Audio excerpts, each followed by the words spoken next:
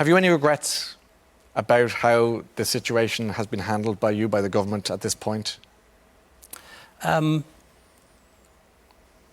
sure I have loads, but I can't give you one off the top of my head. But I think it's, you never get anything. There's nothing you ever do in politics or life that's 100% perfect.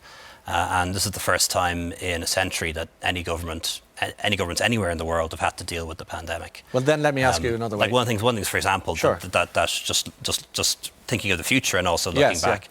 One of the things I'm sure we would definitely have done, had we known, would have been stockpiling. We would have stockpiled ventilators and stockpiled PPE. As it happens, we wouldn't have needed ventilators because we didn't get overwhelmed. It would have been great if we'd have stockpiled PPE.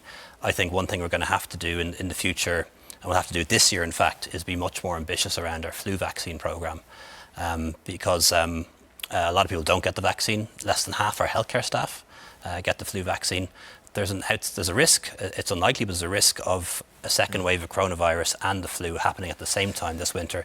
That would be an absolute disaster. So physical distancing and all of these new things are going to be with us for the foreseeable future, if not forever. I think so, and I think one thing we have to look at as well, you mentioned nursing homes, and we've seen the problems across the developed world in nursing homes.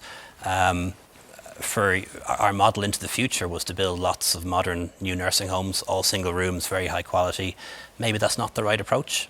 Maybe we need to enable people to stay at home for much longer if possible, and then instead of having big massive 150 bed nursing homes, maybe have smaller communities like we've done in the disability sector. So there's a lot to think about after this.